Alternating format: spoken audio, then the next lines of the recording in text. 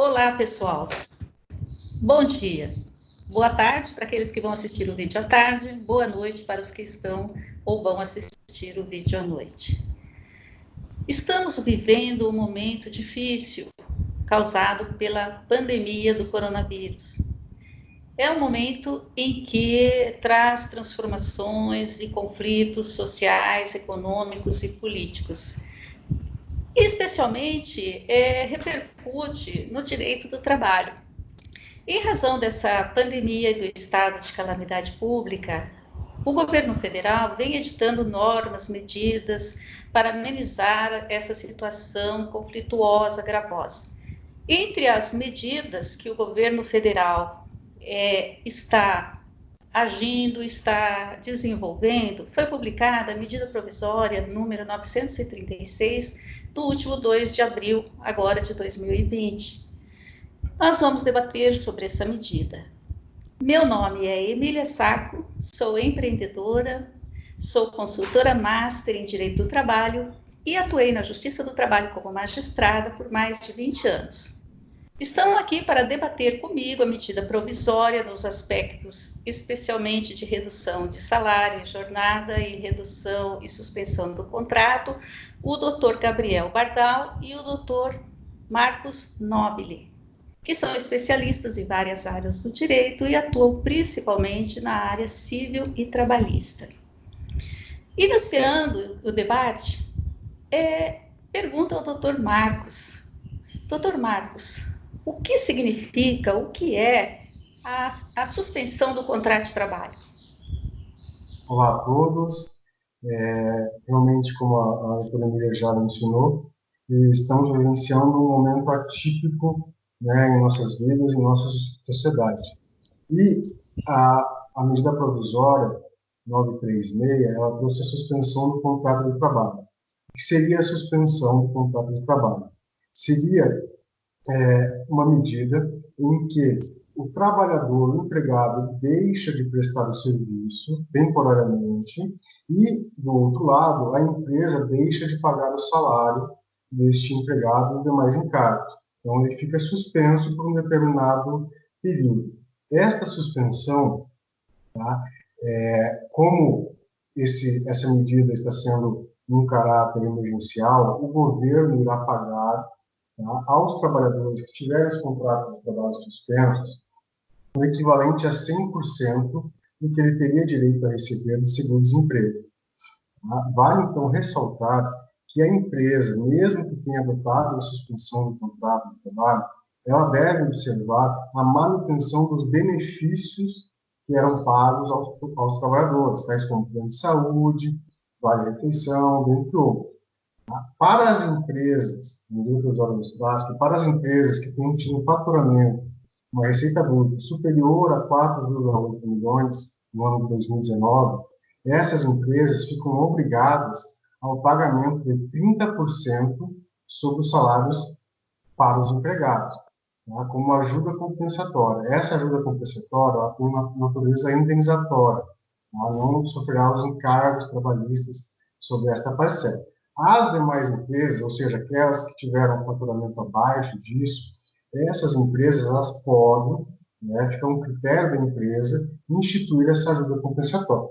Tá? Isto para reduzir a perda salarial dos empregados. Tá? Só que essa não foi a única medida. Também temos a redução da jornada de trabalho, né, e com a consequente redução salarial. Não é mesmo, doutora Emília? Pois é, a suspensão do contrato de trabalho é uma possibilidade nesse período de emergência causada pelo estado de calamidade pública, mas não é a única medida, como disse o Dr. Marcos. Além da suspensão do contrato de trabalho, o empregador pode também reduzir a jornada de trabalho dos empregados e, proporcionalmente, reduzir os salários. Essa redução pode variar entre 25% e 70%.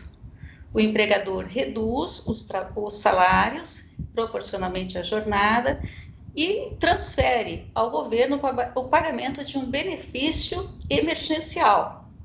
Esse benefício tem forma de cálculo definido pelo governo e tem como parâmetro o que o empregado receberia no seguro-desemprego, né?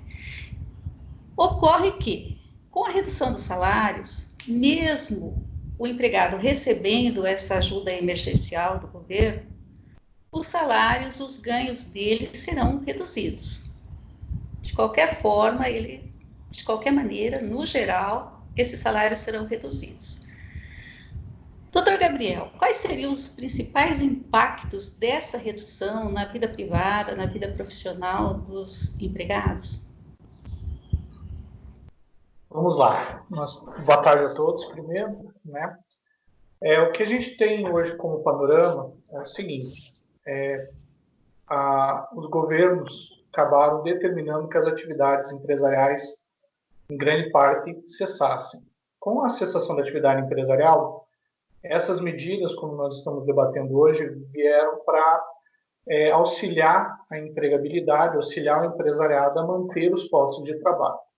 As empresas têm que cumprir uma função social muito importante, que é a manutenção do emprego, a manutenção do trabalho, e para isso criou-se essa possibilidade de ou reduzir a jornada, ou suspender o contrato de trabalho, e com isso, inevitavelmente, como a doutora Emília e o doutor Marcos explicaram, vai reduzir o valor do salário. O que acontece? As pessoas, quando provisionaram as suas dívidas, parcela da casa própria, parcela do veículo, contrato de financiamento de qualquer bem de consumo mais importante, plano de saúde, escola, provisionou sobre aquilo que eles efetivamente esperavam ganhar. Com a medida provisória, que efetivamente torna legal a redução do salário, acontece no direito civil aquilo que a gente chama de teoria da imprevisão, ou seja, ninguém esperava o que ia acontecer, e abre a possibilidade de rediscutir os contratos.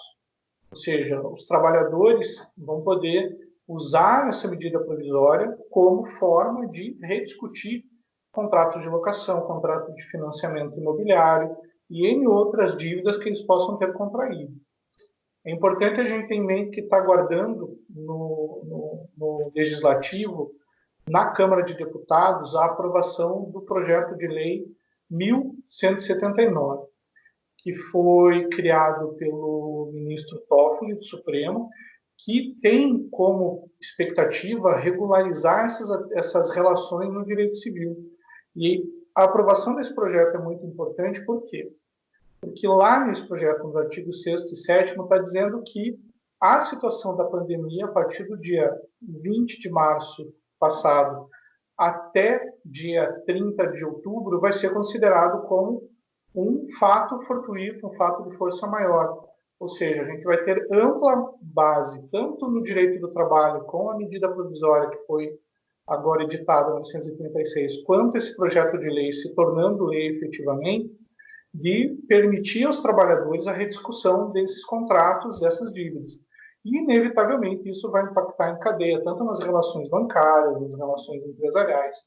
Mas o importante é que a nossa situação hoje está mudando a cada instante, que ontem, ao final do dia, o ministro Ricardo Lewandowski, do Supremo Tribunal Federal, acabou dando uma decisão em caráter liminar pela inconstitucionalidade parcial da medida provisória 936. Doutora Emília, como que a senhora está entendendo essa decisão? Essa medida provisória 936 realmente tem aspectos muito polêmicos, né? E principalmente, no meu sentir, em duas vertentes. A primeira é a redução dos salários. E a segunda é em relação ao banco de horas. Mas não vamos entrar no banco de horas nesse momento. Vamos falar sobre a redução de salários. Redução de jornada e proporcionalmente os salários. A Constituição diz lá no artigo 7º, inciso 6, que a redução de salários é possível, desde que haja uma negociação coletiva, que essa redução ela seja objeto de uma negociação com o sindicato. Então, necessário um acordo coletivo de trabalho ou uma convenção coletiva de trabalho em caso de redução salarial. É lógico que a redução salarial é um caso extremo e somente em caso de extrema necessidade é que poderá haver redução de salários, porque o salário é a fonte de sobrevivência do trabalhador. Então, a medida provisória, quando ela diz que o empregador poderá diretamente negociar com o trabalhador a redução de salário, que pode variar entre 25% e 70%, ela está indo contra a Constituição. Um requisito formal, um requisito indispensável para que possa haver a redução salarial é a negociação coletiva. E nesse ponto, a medida provisória, quando ela autoriza o simples acordo individual, ela se torna inconstitucional, porque vai contra o artigo 7º da Constituição. O artigo 7º da Constituição, ele traz um rol de direitos que são direitos trabalhistas fundamentais e tem que ser observado. E esses direitos, eles não podem ser flexibilizados. Então, com relação a esse ponto, eu entendo que a medida provisória 936, quando ela estabelece a possibilidade de um acordo individual, ela é inconstitucional, né? E, inclusive, nesse sentido, foi a decisão do ministro Lewandowski, ao deferir parcialmente lá uma liminar na data de ontem, declarando que o empregador, se ele optar pela redução da jornada e dos salários, ele terá que comunicar ao sindicato no prazo de 10 dias.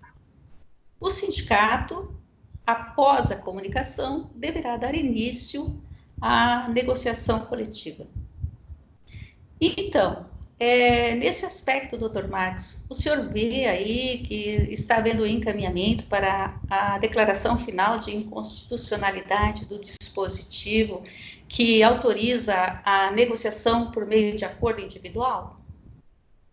Então, doutora Emília, eu penso o seguinte, ao analisar o teor da fundamentação do ministro Ricardo Lewandowski, o que é possível extrair, né, que realmente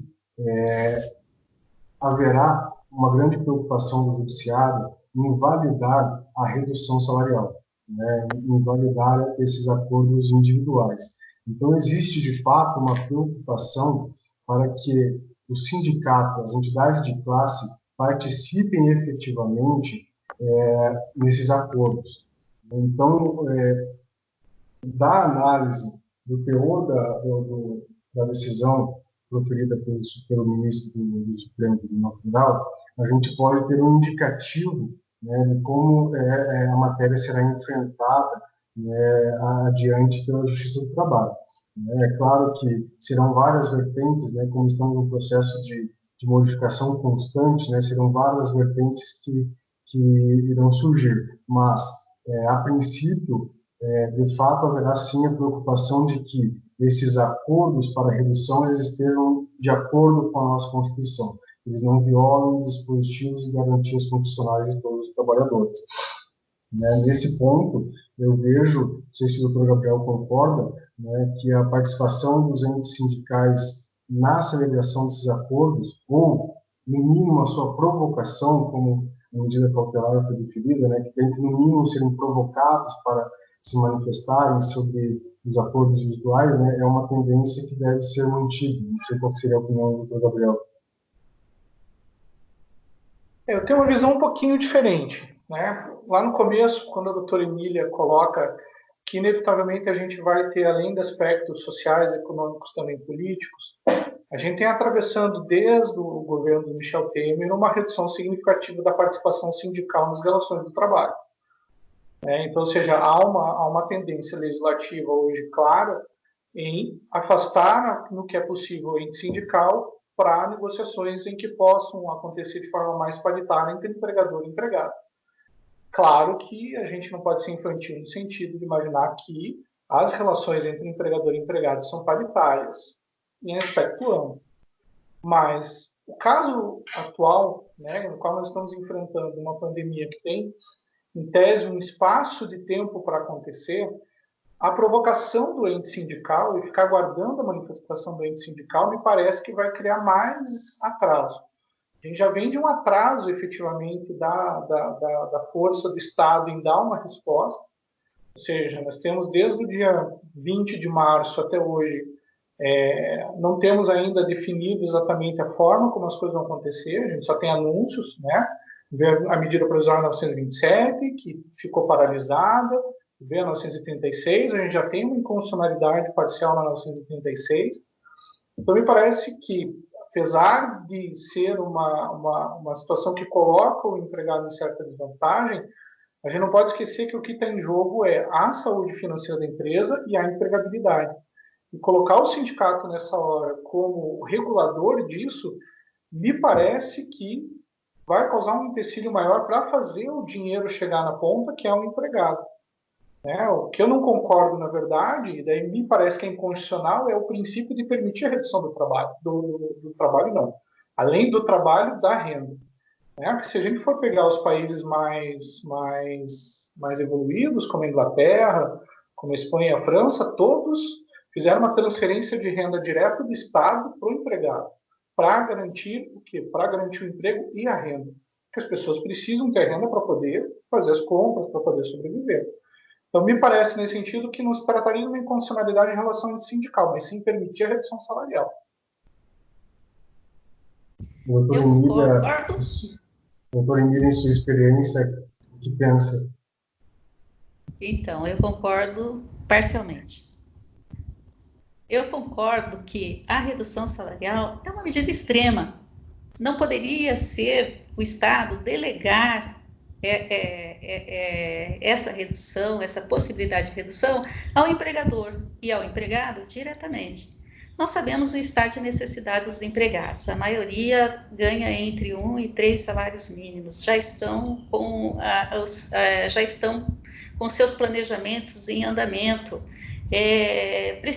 Precisam de um salário básico mínimo para sobrevivência, para tratar da família, para saúde, para diversas necessidades. Então, eu penso que a redução salarial poderia, sim, ser declarada inconstitucional. Só que a própria CLT permite que, em caso de força maior, a redução possa ser feita.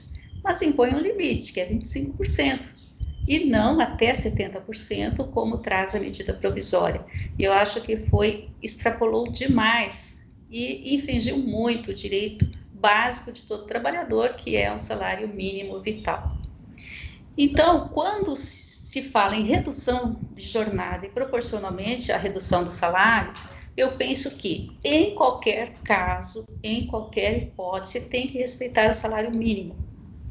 O salário mínimo, qual seria? O salário mínimo nacional, o salário mínimo estadual, se houver fixação no Estado, o piso normativo da categoria, o salário das profissões regulamentadas. Por que eu defendo isso? Porque a Convenção número 131 da OIT, ela diz que o salário mínimo tem que ser respeitado, não pode ser reduzido, e se for reduzido, o Estado que não observar a regra e reduzir o salário mínimo poderá sofrer sanções. E essa convenção, no artigo 11, ela diz salários mínimos. O que, a conclusão que se chega é que não é só o salário mínimo nacional, mas todos os salários mínimos, o estadual, o normativo, o da profissão regulamentada. Então, nesse ponto, eu defendo que pode haver redução, a medida provisória permite. Ainda não foi declarada a inconstitucionalidade dessa redução. Talvez seja, os tribunais venham a discutir sobre esse percentual de redução, porque a lei só diz que o máximo é 25% a CLT, e chegar a 70% é uma medida extrema. E ainda que o governo complemente, com o benefício emergencial, dificilmente atingirá o piso, o valor do salário que o empregado recebia, e com o qual já contava, e com o qual já planejava a sua vida. Então, mesmo que seja por um período de 3 meses, ou por um período de 6 meses, é uma situação extremamente gravosa para o empregado, que conta com essa redução, e o empregador, daí, no caso, se optar por essa redução, deverá ser bem razoável, e dialogar com o empregado. Mas essa questão será, sem dúvida, fonte de muitos conflitos na Justiça do Trabalho. Não é mesmo, doutor Marcos? Com certeza, doutora Emília, né, cada um trouxe pontos de vista relevantes, né, com fundamento, com embasamento, né, e realmente, daqui para frente, o judiciário, né, certamente enfrentará situações diferentes em que deverá ponderar, né, com base nos princípios, com base na Constituição, né, as relações que foram travadas em meio a essa pandemia. Né? O que eu penso, né, o que eu entendo que toda empresa deve tomar cuidado é com algumas cautelas.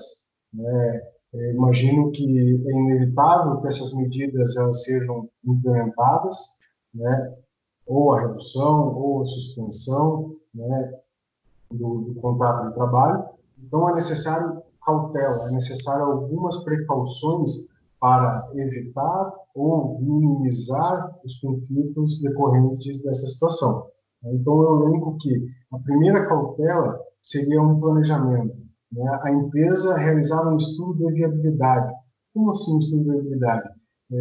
A empresa deve realmente tomar uma decisão com base na perspectiva dos próximos meses. Né? Para quê? Para que não haja daqui 15 dias, 20 dias, voltar atrás e gerar mais insegurança, porque as pessoas precisam de uma certa, ainda que mínima, previsibilidade de como serão os meses a seguir. Então, esse é o primeiro ponto que eu acho, que é realizar um estudo e tomar uma decisão consciente com a situação. O segundo ponto é que a adoção de qualquer medida dentro do possível, que seja realizada por meio de negociação coletiva, por meio de um acordo coletivo.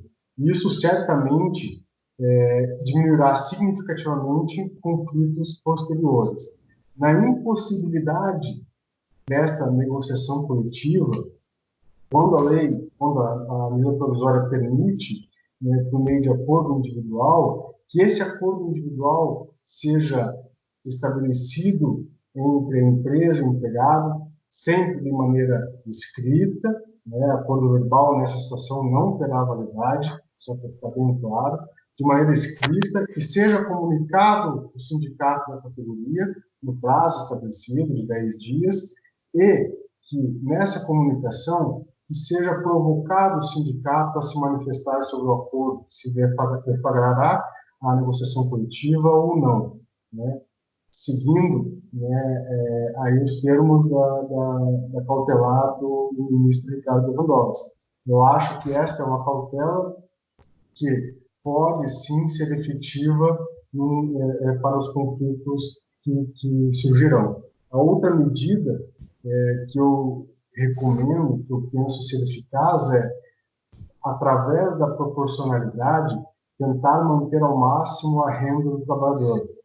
Seja instituindo a redução da jornada, seja instituindo a suspensão, que a empresa, dentro do possível, né, coloque a ajuda compensatória como forma de complementar a renda do trabalhador, para que de fato não ocorra, como a doutora Emília mencionou, né, uma redução de salário abaixo do piso da categoria, abaixo do piso do mínimo do Estado, né? Então, eu acho que são medidas que visam, sim, mitigar os conflitos mais para frente. E creio que a Justiça deverá analisar as situações com base na razoabilidade e na proporcionalidade de cada caso em concreto. Eu creio que não haverá uma receita única para a solução de eventuais conflitos. Então, as cautelas elas devem ser tomadas, né, com bastante consciência por parte das empresas. Doutora Emília? E, doutor Gabriel, o senhor teria alguma coisa a acrescentar sobre essa questão de cautelas que o empregador deveria estar tomando e tomar nesse momento para evitar, eventualmente, ou para prevenir litígios na Justiça do Trabalho? Veja, minha perspectiva nesse momento, né, é o quê? Não adianta um empregador bater demais no empregado e extrair demais a renda do empregado. né? O empregado sem renda, o empregado que não consome, não existindo consumo, as empresas não giram, né? Hoje nós temos o setor industrial basicamente trabalhando, o terceiro setor está bastante parado, exceto que eles conseguiram se adaptar rapidamente para entregas, para vendas online. Mas quanto menos renda eu tiver para o trabalhador, menos consumo eu vou ter, menos consumo as empresas vão estar se comprometendo também. Eu acho que o primeiro momento a se olhar é a cautela, o segundo momento a se olhar é ter muita atenção a essas constantes mudanças legislativas, né? Ontem nós tivemos em São Paulo, por exemplo, a prorrogação da quarentena por mais 2 semanas. Então, em São Paulo, a gente já tem caracterizado que por mais 2 semanas nós vamos ter comércio, efetivamente, o terceiro setor fechado. Aqui em Curitiba, a gente ainda não tem uma decisão. O que nós temos que fazer nesse momento é observar com cautela, ouvir sempre o que os profissionais estão orientando no sentido de acompanhar essas decisões que estão acontecendo basicamente todo dia. E o mais importante para o empresário nesse momento é observar a legislação o máximo possível. Por quê? Porque nós sabemos que a legislação trabalhista, o direito do trabalho, ele vem para proteger o hipossuficiente. Quem é o hipossuficiente? É o mais fraco. E na relação, quem é o mais fraco é o empregado. Então, nós temos que sempre estar vigilantes para seguir os requisitos que a lei determina. O que a senhora pensa, doutora Emília? Eu penso que os dois estão, assim, super corretos nas colocações, né? Então, assim, o que eu ficaria também, né, para a empresa, uma colocação que se coloca para a empresa? Optou pelo acordo individual, a medida provisória autoriza, ok? O que ela faz? Ela comunica o sindicato. O sindicato ele tem que dar início à negociação coletiva, né? E daí poderá resultar um acordo coletivo, uma convenção coletiva. Esse acordo poderá ser objeto de análise pelo judiciário. Então, certamente não será declarado nulo esse acordo, salvo se a empresa se negar a comunicar, se ela deixar de fazer a comunicação ao sindicato sobre a redução de salário dos seus empregados, e também se o sindicato iniciar uma negociação, ela se recusar à negociação. Certamente aí esse acordo não vai valer. Então, são duas questões que a empresa tem que tomar bastante cuidado.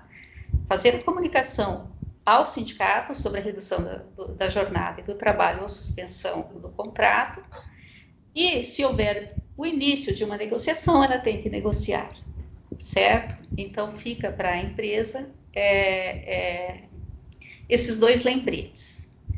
Então, assim, já concluindo, né, sobre essas questões da medida provisória, fica também para a empresa, né, uma reflexão sobre essa questão de diálogo, né, a questão de solidariedade, a questão de tratar o empregado como um ser que tem vida, um ser que tem família, um ser que precisa do ganho mínimo para sobreviver. Então, nesse ponto, eu acho que deve direcionar a empresa toda a sua atenção, né, todo o cuidado, para manter o seu trabalhador ativo, contente e produzindo. Porque, queira ou não, a força de trabalho ainda é o motor que rege a economia. Doutor Marcos, gostaria de fazer mais alguma colocação? Sim, apenas para finalizar, realmente esse momento ele gera reflexão, né? Eu vejo que grande parte das empresas, elas de fato estão extremamente preocupadas com a questão do pagamento de salário, da manutenção dos empregados, mas também, por outro lado, vive um momento de incerteza, onde fornecedores e clientes, fornecedores cobrando, clientes informando que não irão pagar, né? Então, realmente, é um momento em que a sensatez, que a solidariedade no sentido de todos, né, enfrentar a crise unindo forças, é o que vai prevalecer. Então, espero que tenhamos contribuído de alguma forma para alguns esclarecimentos, né? Doutor Gabriel, para finalizar. Olha, eu só tenho a dizer que nesse ponto concordei com os dois, né? Não tem, o nosso momento é de calma, solidariedade e reflexão. Muito obrigado a todos. Até um próximo vídeo. Muito obrigada e até lá. Até mais.